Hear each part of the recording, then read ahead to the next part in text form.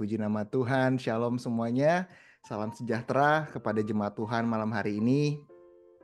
Hari ini saya akan bagikan satu poin penting yang Tuhan berikan kepada saya dari sebelum kita holiday break di bulan Mei kemarin ya.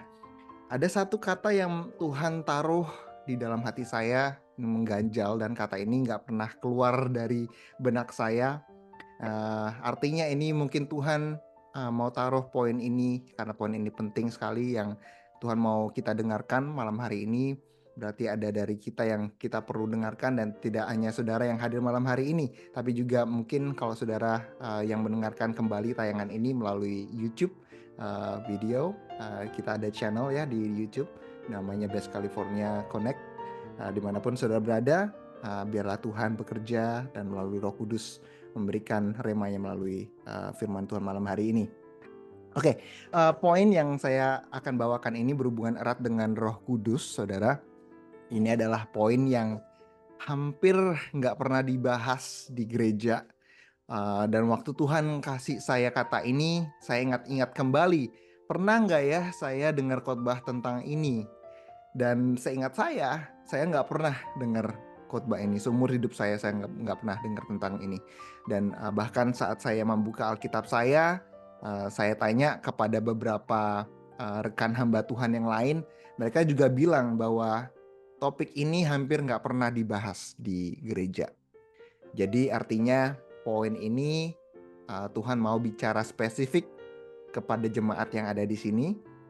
Dan saudara, saya akan membawakan tentang bagaimana ciri orang yang penuh dengan Roh Kudus. Ya, ini ada 3 saudara, dan kita akan membahas poin yang ketiga ini. Yang pertama, gimana ciri orang yang penuh dengan Roh Kudus? Yang pertama adalah cirinya ada pertobatan. Lalu yang kedua, ada ketaatan tanpa syarat. Dan yang terakhir, yang ketiga yang kita akan bahas pada malam hari ini, bagaimana orang yang penuh dengan Roh Kudus adalah orang yang memiliki kemampuan untuk meminta maaf. Ya, sekali lagi ulangi dengan saya, 1, 2, 3, kemampuan untuk apa saudara? Meminta maaf. Pernah saudara dengar tentang ini? Kita mungkin selalu belajarnya itu di gereja tentang mengampuni gitu ya. Forgiveness. Ampunilah orang yang bersalah kepada kamu, seperti kamu mengasihi diri kamu sendiri. Tapi kita juga nggak pernah diajar untuk meminta maaf. Ya, sama-sama tepuk dada saudara, katakan, saya harus minta maaf. Ya, puji nama Tuhan. Kita buka sama-sama di Alkitab kita dari kitab Matius 5. Kitab Matius 5 ayat yang ke-23 sampai yang ke-24. Sama-sama ya, kita buka dari Matius 5 ayatnya yang ke-23 sampai ke-24.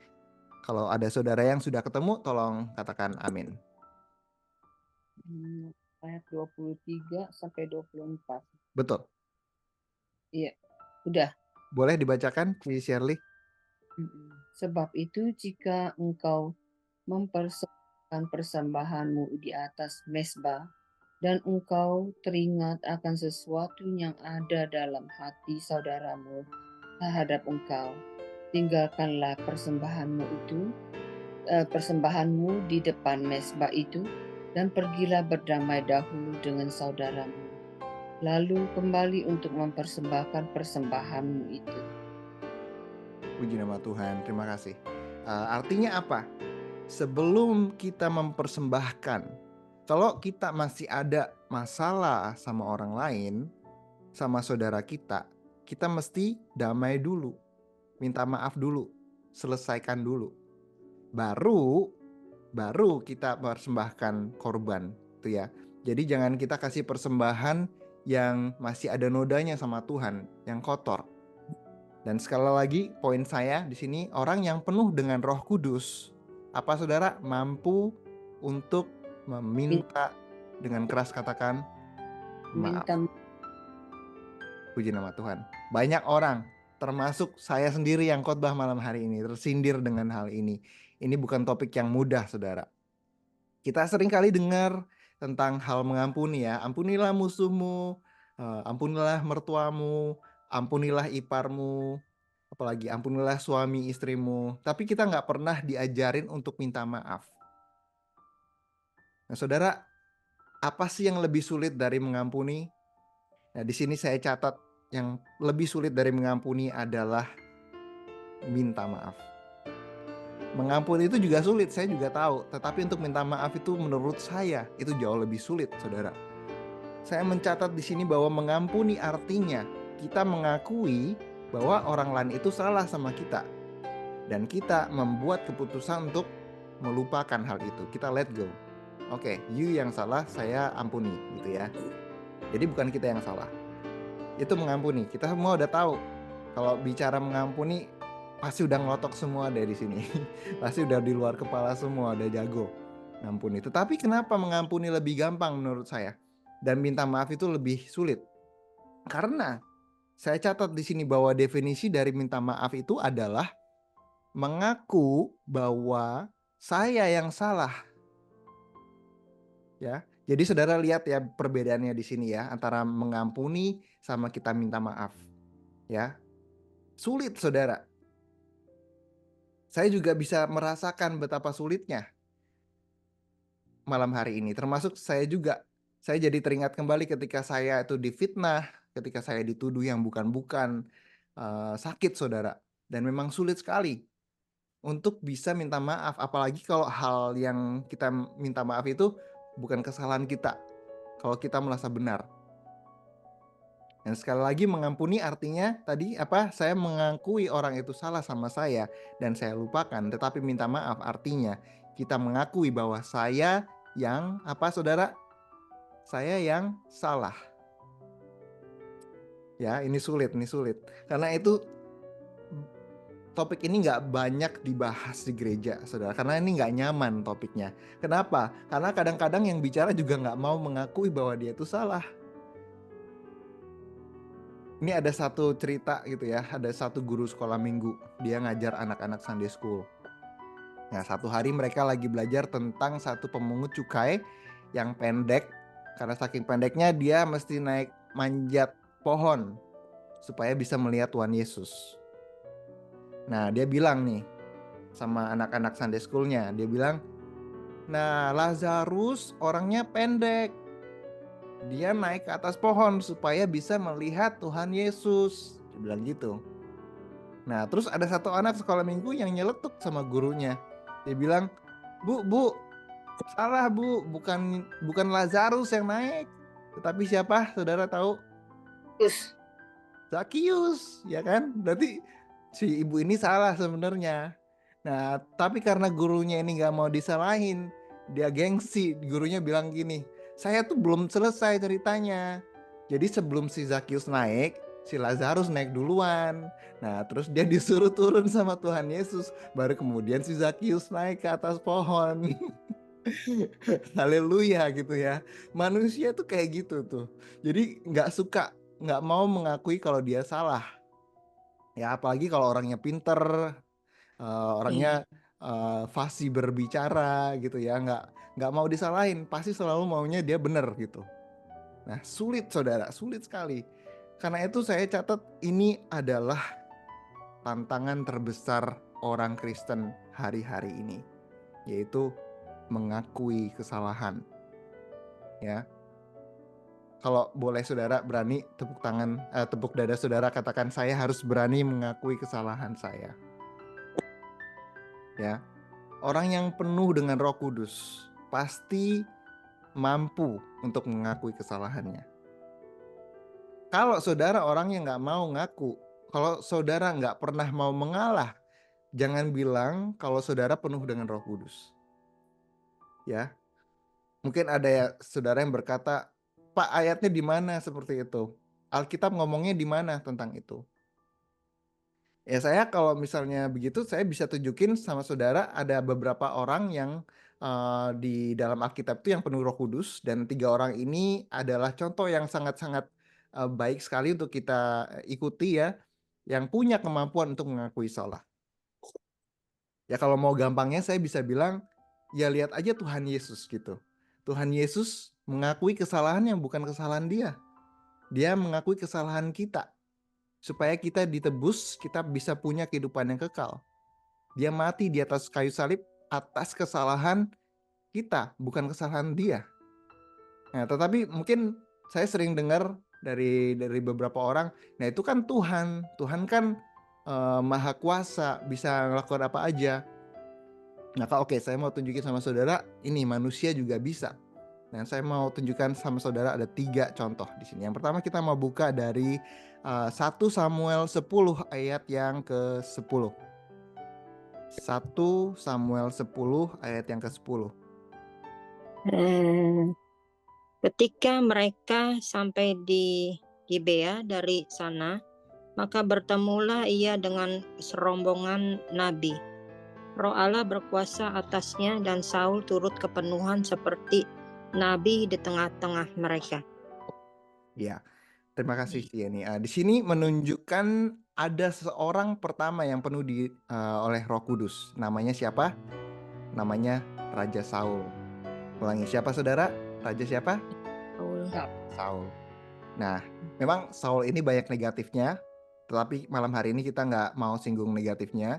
Kita mau bahas pada waktu dia ini dipenuhi oleh Roh Kudus. Nah, saya selalu sebutkan di Perjanjian Lama pun juga ada Roh Kudus, saudara, yang berkarya, ya. Nah, Saul ini dipenuhi Roh Kudus. Dan apa yang dia lakukan? Kita mau coba buka dari 1 Samuel ayat yang pasal yang ke-15. 1 Samuel pasal yang ke-15 ayat yang ke-24 sampai ke-25. Coba yang udah ketemu katakan amin dan bisa tolong Amin, baca. saya bacakan ya. Oke, silakan. Oke, ayat 24. Berkatalah Saul kepada Samuel, aku telah berdosa, sebab telah kulangkahi titah Tuhan dan perkataanmu. Tetapi aku takut kepada rakyat, karena itu aku mengabulkan permintaan mereka. Maka sekarang ampunilah kiranya dosaku, kembalilah bersama-sama dengan aku, maka aku akan sujud menyembah kepada Tuhan. Amin. Tuhan, amin. Terima kasih kok. Nah, di sini berkatalah Saul kepada Samuel, aku telah apa saudara tadi? Telah berdosa. Nah, ini berarti dia ngapain saudara? Dia mengaku salah. Waktu dia ditegur, waktu dia mempersembahkan korban, itu sebenarnya bukan tugas dia loh. Ya, tapi dia ditegur sama Nabi Samuel. Tetapi apa yang dia katakan? Dia bilang, I was wrong. Saya yang salah. Di sini Saul mengaku salah. Ya, jadi udah 2 tuh ya. Yang terus siapa lagi? Coba kita buka di 1 Samuel 16. 1 Samuel 16 ayatnya yang ke-13. 1 Samuel 16 ayat 13 saya bacakan ya. Samuel mengambil tabung tanduk yang berisi minyak itu dan mengurapi Daud di tengah-tengah saudara-saudaranya. Sejak hari itu dan seterusnya berkuasalah roh Tuhan atas Daud. Lalu berangkatlah Samuel menuju Roma. Nah, di sini dikatakan berkuasalah apa, saudara? Roh Tuhan atas siapa? Atas Daud. Jadi yang kedua, contoh manusia yang penuh dengan Roh Kudus adalah Daud. Nah, di mana buktinya? Nah, kita mau buka sama-sama di Mazmur 38 ayat yang ke-19. Mazmur 38 ayat 19. Agak banyak ya firman Tuhannya malam hari ini. Tolong sabar sedikit. Mazmur 38 ayat yang ke-19. Mazmur 38 ayat yang ke-19. Sama-sama dengan saya ya, dengan keras katakan 1, 2, 3. Ya, aku mengaku kesalahanku. Aku cemas karena dosaku. Nah, di sini Raja Daud mengaku salah ya. Jadi udah ada tadi 2, 1 Raja Daud, Raja Saul mau mengakui kesalahan mereka, dan yang ketiga sekarang kita mau buka dari Kisah Para Rasul 13. Kisah Para Rasul 13 ayat yang ke-9. Kisah Para Rasul 13 ayat 9. Tetapi Saulus, juga disebut Paulus, yang penuh dengan Roh Kudus menatap dia. Ya. Nah, dia ini yang menulis kitab Filipi Dia menulis kitab Roma, dia menulis kitab Korintus, menulis kitab Timotius juga. Dikatakan di sini yang penuh dengan apa? Dengan Roh Kudus. Ya. Lalu kita coba buka di 2 Korintus 12 ayat yang ke-13. 2 Korintus 12 ayat yang ke-13. Kita mau baca sama-sama ya. 2 Korintus 12 ayat yang ke-13. Yang udah ketemu katakan amin. Amin. Amin. Oke, 2 Korintus 12 ayat yang ke-13, demikian firman Tuhan.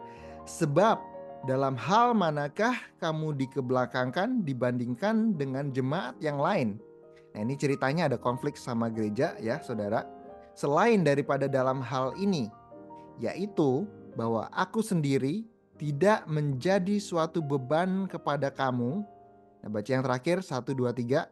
Maafkanlah ketidakadilanku ini. Nah, saudara, kalau saya mau tunjukin sama saudara banyak sekali contoh di Alkitab ya orang-orang yang mampu mengucapkan maaf. Tetapi saya cukup memberikan saudara 3. Kenapa? Karena 3 orang ini udah lebih dari cukup buat kita. Saya rasa mereka lead by example. Yang pertama tadi dari Saul, lalu Daud, dan yang terakhir Paulus ya. Ini yang menulis Alkitab, yang menulis Mazmur, juga adalah raja pertama di atas Israel yang mau mengakui kesalahan mereka. Nah, kenapa kita, atau gini deh, saya ganti deh pertanyaannya. Siapakah kita ini sampai kita itu nggak mau mengakui kesalahan kita? Ya, sekali lagi, siapakah kita ini sampai kita nggak mau mengakui kesalahan kita? Tuhan Yesus aja yang adalah Tuhan dari alam semesta mau mengakui kesalahan yang bukan kesalahan dia demi kita. Apalagi kita yang cuma debu dan tanah ini, saudara. Kita harus juga mau mengikuti teladan Tuhan Yesus untuk bisa mengakui kesalahan. Ya nggak sih?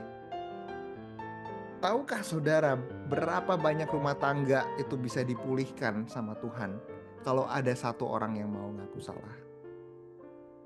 Daud ditegur sama Samuel, dia ngaku salah. Saul ditegur sama Nabi Samuel juga, dia mengaku salah. Tapi kita di gereja dengar khotbah yang gak enak dikit, yang ngerasa tersindir sedikit, kita udah gak mau ke gereja lagi. Ya, kita udah gak mau gereja-gerejaan tuan-tuanan lagi. Nah, inilah saudara adalah dosa di akhir zaman. Ini adalah roh yang bekerja di akhir zaman di gereja, yaitu roh yang tidak pernah mau mengakui kesalahan. Dan ini bahaya, saudara. Ditegur sama pemimpin gak terima, dinasihati sama saudara seiman tersinggung, ya. Gua yang bener kok, ya. Pokoknya mesti membuktikan bahwa dirinya itu betul. Saudara, jangan berkata bahwa kita itu penuh dengan Roh Kudus kalau kita tidak mau meminta maaf, tetapi kita selalu merasa bahwa diri kita ini yang paling benar. Tahukah saudara berapa banyak hubungan orang tua sama anak bisa dipulihkan kalau ada perkataan maaf di dalam hubungan itu? Cuman satu kata aja, maaf, saudara. Satu kata yang simple tetapi memang sulit, saudara. Saya hari-hari ini banyak ketemu dengan anak-anak muda yang kepahitan sama papa mamanya, dengan orang tuanya. Kepahitannya parah banget. Kenapa? Karena orang tuanya selalu merasa mereka paling betul. Dan mereka gak mau minta maaf sama anaknya. Walaupun mereka tahu mereka salah. Tapi karena merasa bahwa mereka adalah orang tua, ya, mereka gengsi, mereka gak mau minta maaf sama anak-anak mereka. Banyak juga misalnya istri-istri yang sampai hari ini masih kepahitan sama suaminya. Karena suaminya selalu mau menang sendiri. Suaminya gak pernah mau minta maaf sama istrinya. Banyak suami-suami juga hari-hari ini kehilangan jati dirinya karena istrinya di rumah juga gak mau minta maaf sama suaminya. Selalu merasa bahwa dirinya itu benar dan menuntut suaminya itu untuk minta maaf duluan. Ini mohon maaf saya harus sampaikan ini, tetapi selama beberapa minggu ini kata minta maaf ini itu nyantol di dalam hati saya. Gak tahu kenapa Tuhan taruh saya di dalam hati saya dan di dalam benak saya tentang kata ini. Artinya, saya yakin dan percaya bahwa di tempat ini Tuhan mau berbicara kepada setiap kita. Jadi jangan jadi orang yang tidak mau disalahkan, saudara. Yang setuju boleh katakan amin. Nah, permintaan maaf ini dibutuhkan sebuah yang namanya karakter Kristus, yaitu kerendahan hati. Nah, karena untuk mengaku salah itu harus membuang ada dua hal, saudara. Yang pertama, yaitu kesombongan. Lalu yang kedua adalah ego. Nah, hari-hari ini kalau saudara nggak mau ngaku salah, justru saudara membela diri saudara terus, merasa yang paling benar terus, mungkin saudara boleh cek lagi, apakah mungkin saudara masih punya ego yang besar? Apakah mungkin masih ada kesombongan di dalam hati kita? Dan ini bukanlah buah roh yang Tuhan mau kita miliki, saudara. Buah roh yang Tuhan ingin kita miliki adalah kerendahan hati. Ya, ini adalah satu karakter Kristus yang mau kita pelajari dan kita mau terapkan. Mari sama-sama tepuk dada, saudara, katakan rendah hati. Rendah hati. Ya, orang yang rendah hati pasti bisa mengaku salah. Nah, itu harus ada di dalam orang-orang yang dipenuhi oleh Roh Kudus. Saudara, mohon maaf, saya mau katakan bahwa saudara ke gereja tiap hari Minggu itu tidak menjamin saudara penuh dengan Roh Kudus. Pelayanan setiap hari tidak menjamin saudara penuh dengan Roh Kudus. Berkhotbah seperti saya sekarang tidak menjamin saya penuh dengan Roh Kudus. Siapapun bisa berkhotbah asal fasih lidah dan bisa ngomong. Tetapi hanya orang yang penuh dengan Roh Kudus dalam hidupnya, itu pasti ada perubahan yang sesungguhnya. Yang setuju boleh katakan amin. Nah, sekarang apakah kita bisa minta maaf terlebih dahulu sama istri kita, sama menantu kita, sama anak kita? Pak, bisa nggak minta maaf dulu ke saudara-saudara kita? Ini bukan hal yang mudah, tetapi ini juga saya bukan just like talk the talk. Ini kalau saya boleh kesaksian sama saudara, contoh yang mungkin saudara pernah dengar dari saya adalah bagaimana hubungan saya dengan mama tiri saya. Ya, saudara mungkin udah pernah dengar bahwa she abused me, like mentally and physically and psychologically. And I think that she ruined my childhood. Ya, mama tiri saya ini orangnya manipulatif, saudara. Dan saya bukan orang yang terbuka gitu, apalagi sama papa saya. Jadi saya nggak pernah ngaduin mama saya ke papa saya. So my dad didn't know. So I just let her do that to me. Nah, masa kecil saya ini penuh dengan dengan kecemasan, dengan ketakutan, dan dengan kesedihan. And I hated her so much. Saya benar-benar benci sama mama tiri saya. Saya cuma bisa teriak dalam hati saya selama bertahun-tahun sampai akhirnya saya bisa cukup mandiri dan keluar dari rumah sehingga saya bisa hidup sendiri. Nah, satu hari, saudara, sebelum mama tiri saya ini dipanggil Tuhan, sebelum pandemi, ya, Tuhan kasih saya kesempatan untuk bisa bicara dengan mama saya secara pribadi. Nah, di situ Roh Kudus bilang sama saya, ini terakhir kali kamu akan ketemu mama tiri kamu. Dan Roh Kudus bilang, just say sorry. Nah, Roh Kudus bilang begitu. Gerakan saya untuk meminta maaf sama mama tiri saya. Dalam hati saya berontak, saudara. You want me to say sorry? She's the one who ruined my life. If anything, I want to tell her for the last time, I want to say to her, go to hell. Screw you from ruining my childhood. Screw you from ruining my life. Dan saya bilang sama Tuhan, kalau Tuhan mau saya minta maaf, berarti saya kalah dong Tuhan. Berarti saya secara nggak langsung bilang bahwa mama saya ini benar. Bahwa dia akan merasa di atas angin. Dia akan berpikir bahwa dia apa yang dia perbuat selama ini adalah benar. Dan semua orang akan percaya sama semua kebohongan dan manipulasi yang dia lakukan di dalam keluarga saya. Itu reaksi saya pada saat itu. Tetapi Tuhan bilang sama saya, "Oh, I know. But can you trust me?" Tuhan bilang, "Kamu percaya nggak sama saya?" Dan pada saat itu saya jawab sama Tuhan, "Tuhan, I do trust you." Saya percaya sama Tuhan. Tetapi saya nggak mampu, jujur, I'm not capable of giving this forgiveness. Jadi kalau Tuhan mau saya minta maaf sama dia, please Tuhan, tolong kasih saya kekuatan. Jadi saya mau, tetapi saya bilang sama Tuhan, Tuhan berikan saya strength. Akhirnya Tuhan berikan saya kekuatan ekstra pada malam hari itu. So instead of revealing all of her sins in front of my dad, I apologize to her. Saya bilang, "Ma, Patrick minta maaf. Patrick banyak salah sama mama. Dan semoga mama bisa mengampuni saya." Saya bilang begitu. Saya nggak tahu itu kekuatan dari mana, karena saya cuma mau maki-maki mama saya pada malam hari itu. Dan seketika itu juga saya percaya bahwa mama saya itu dijamah sama Roh Kudus. Saya lihat mata mama saya itu berlinang sama air mata. Bibirnya dia gemeter gitu ya. Seperti nggak expect saya bakal ngomong seperti itu. Dan mama saya yang tadinya keras wataknya, dia nggak mungkin bisa ngomong sorry. Dia akhirnya juga minta maaf sama saya. Jadi saya nggak ungkit-ungkit masa lalu. Saya nggak beberkan kesalahan dia di depan papa saya. Mungkin sampai saat ini juga papa saya nggak tahu dia lakuin apa sama saya. I just let go and let God. Tanpa syarat, saudara. Saya lepaskan pengampunan, saya minta maaf. Walaupun saya tahu saya nggak salah.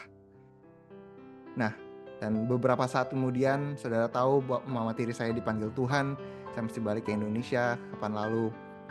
Dan saya bayangkan, saudara, kalau malam itu Tuhan nggak kasih saya kesempatan tersebut, ya, maka saya akan menyesal. Saya akan seumur hidup punya ganjalan, saudara, di dalam kehidupan saya. Dan saya puji Tuhan, saya dikasih kesempatan Tuhan untuk say sorry. Tetapi memang untuk melakukan itu dibutuhkan kerendahan hati yang besar. Ya, ini sangat sulit sekali, saudara. Kenapa? Karena saya punya ego yang besar juga. Saya kan nggak salah, gitu ya. Yang saya catat di catatan saya bahwa di dalam setiap konflik pasti ada kesalahan dari dua belah pihak. Di dalam setiap masalah, dua-duanya pasti punya andil kesalahan. Baik itu yang disengaja maupun yang tidak kita sengaja. Jadi jangan selalu merasa diri kita yang paling benar. Itu salah, saudara. Firman Tuhan gak pernah ngajarin begitu. Dan yang saya catat juga bahwa di setiap konflik, masalah sama orang, gak enakan sama orang, pasti ada kesalahan yang disengaja maupun yang gak disengaja. Mungkin gak sengaja kita nyakitin orang, mungkin kita gak sengaja menyinggung orang, mungkin kita gak sengaja nyakitin hati anak kita, mungkin kita gak sengaja menyakiti hati mertua kita. Pasti ada salahnya.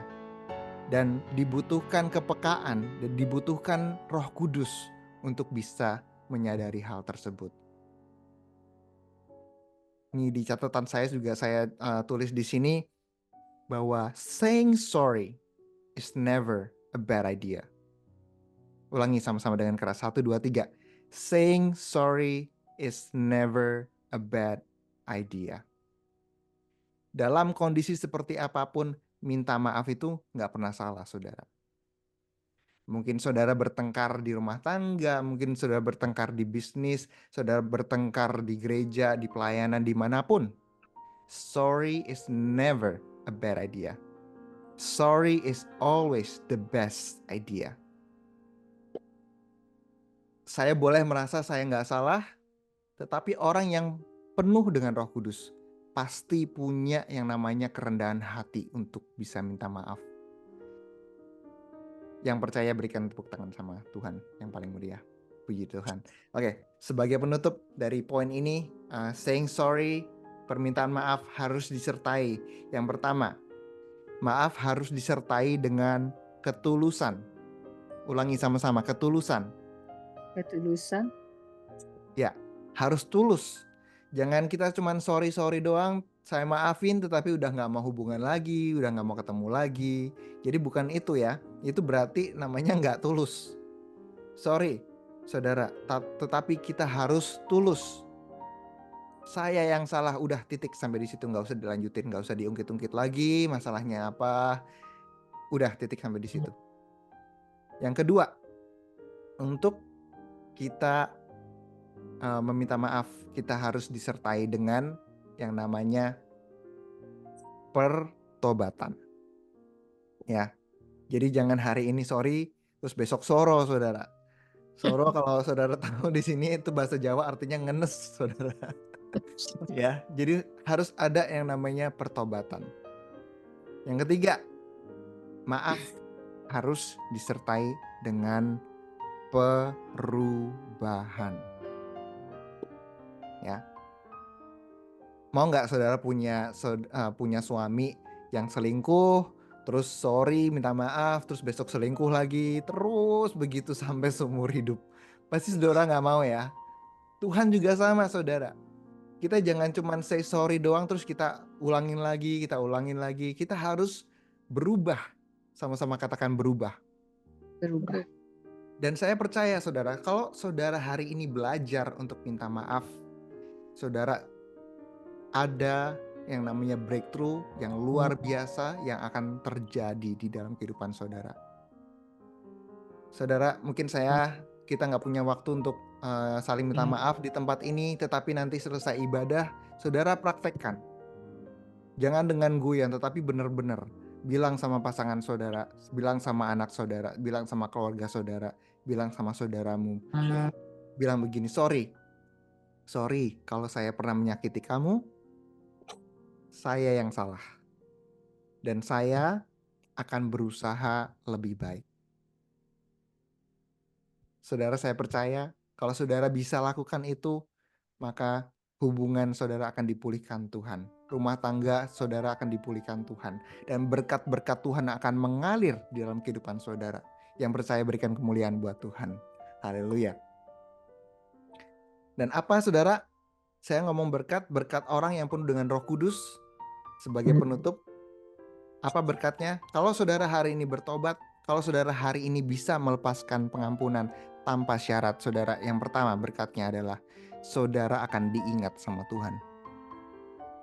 Sama-sama katakan diingat oleh Tuhan. Diingat. Amin. Amin. Enak nggak Pak, Bu, kalau didengar sama Tuhan? Kalau diingat terus sama Tuhan. Jadi kalau Tuhan punya apa, oh ini saya mau kasih anak saya ingat sama anak saya mau kasih berkat dia ini. Enak ya? Enak banget. Yang kedua, berkatnya apa? Kalau misalnya kita bisa mengampuni tanpa syarat. Yang kedua, kita akan dibela sama Tuhan. Saudara ngaku salah walaupun saudara nggak salah. Yang bela itu is not yourself. Yang bela itu adalah Tuhan. God will fight for you. So you have to let go and let God. Saudara minta maaf, nanti yang belain tuh Tuhan, saudara. Saudara nggak perlu susah-susah terus ngabisin tenaga untuk membela diri saudara. Tuhan yang akan bela. Amin. Amin. Yang ketiga berkatnya adalah disertai sama Tuhan. Ya, disertai sama Tuhan. Firman Tuhan berkata, orang yang disertai Tuhan, apapun yang dilakukan, Tuhan akan membuatnya berhasil. Amin. Kalau saya pribadi, kalau bicara tentang maaf, saya pribadi sih lebih suka saya dibela sama Tuhan ya daripada dibela sama manusia. Saya lebih suka dibela sama Tuhan daripada membela diri saya sendiri. Kalau saya membela diri saya sendiri, saya mungkin bisa kalah ya. Saya dibela sama lawyer yang semahal apapun, cuman ngabisin duit, saudara. Karena saya juga masih bisa kalah.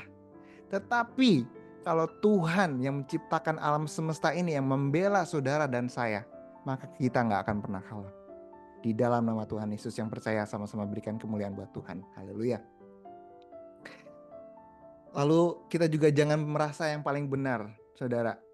Saudara tahu semua peperangan yang sedang terjadi saat ini antara dua negara, dua belah pihak sedang perang sekarang. Kenapa? Karena dua-duanya merasa paling benar.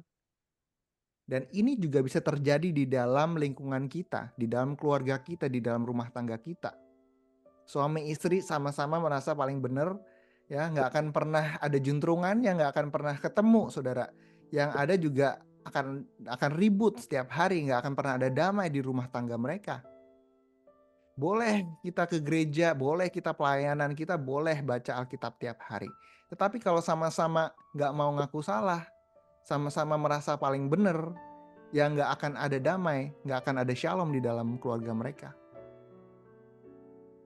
Nah ini saudara, hari ini khotbahnya sangat sulit untuk saya khotbahkan. Saya berdoa terus sama Tuhan minta kekuatan ekstra untuk saya bisa sampaikan ini. Karena saya nggak tahu juga bagaimana reaksi saudara semua di tempat ini. Ya, saya cuma bisa berdoa supaya saudara bisa mengampuni saya kalau ada kesamaan atau ada kemiripan gitu ya.